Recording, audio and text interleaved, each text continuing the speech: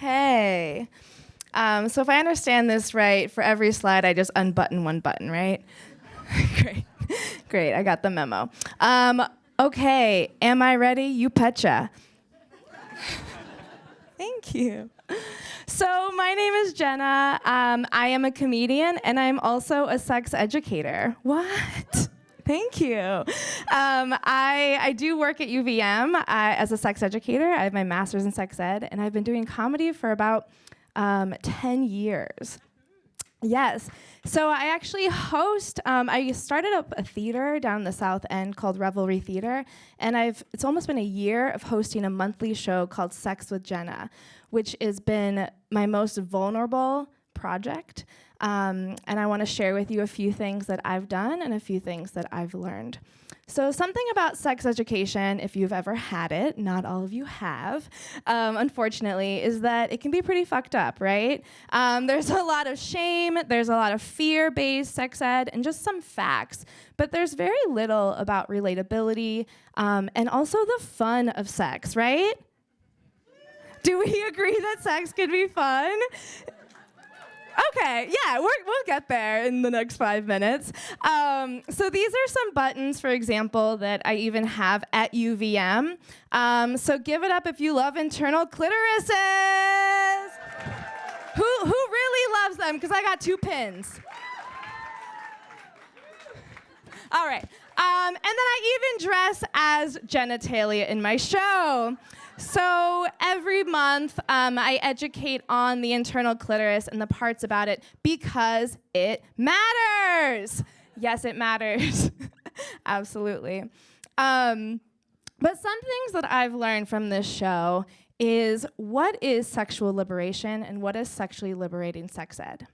So these are some things that I've been discovering, and what I found is that sexually liberating sex ed is actually a lot of unlearning. Right? Because we have these messages in our culture, in our education, that we actually first have to strip away. And when we start to unlearn, what's left? So then that's where we start the reimagination. So something of this show is my reimagination, right? I am learning what it means to be sexually liberated little by little at my show, both as my internal work and for others. Right, and internal clitoris work. Yes, we're there. And some ways that I do this is using comedy as a tool to accomplish this. So sometimes it looks like being sexually liberated by coming out to your own show, dancing to "Sex with Me is Amazing" with your boss in the audience. And just without shame, dancing as much as I can, while having a balance between silliness and seriousness. Because there is a lot of sex ed that I actually do in the show, even though it's at like 10 o'clock at night on a Saturday, through laughter, right? And that's also part of that community building and feeling connected to others. And another piece is that I don't make money off of this show. And so another passion of mine is social justice. And so I actually do bring in community organizers. I donate to different charities because sex ed is also much more than just the facts, like I said, right? Yes, I was Areola, the little sex educator. It's as if Ariel was a sex educator. It's an amazing song. So through parody songs, through dancing, through costumes, and through actual sex ed, people leave the show feeling more liberated, and so do I.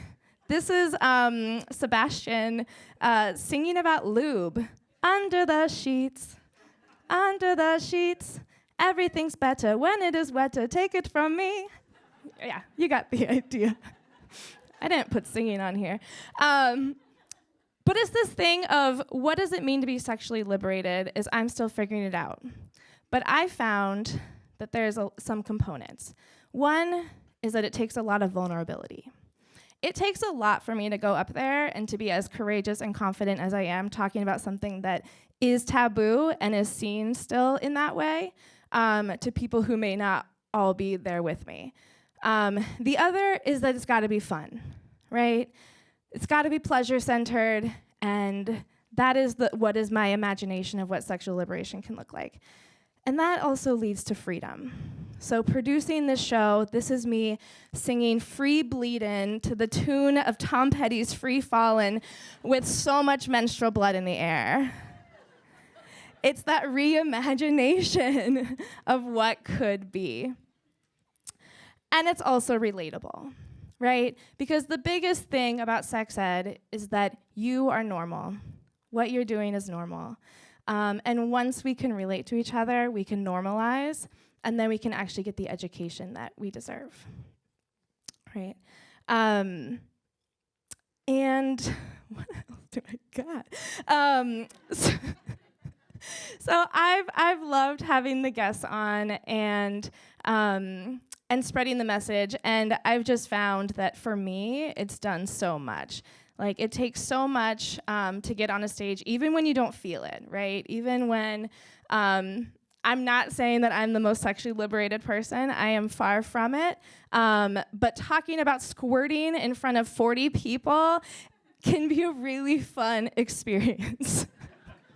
Especially with somebody who's been a lesbian for 50 years, as in this photo. We had a really good conversation. And next month, it's going to be great because my parents are going to be in town. And I cannot wait to give them a sex talk about menopause.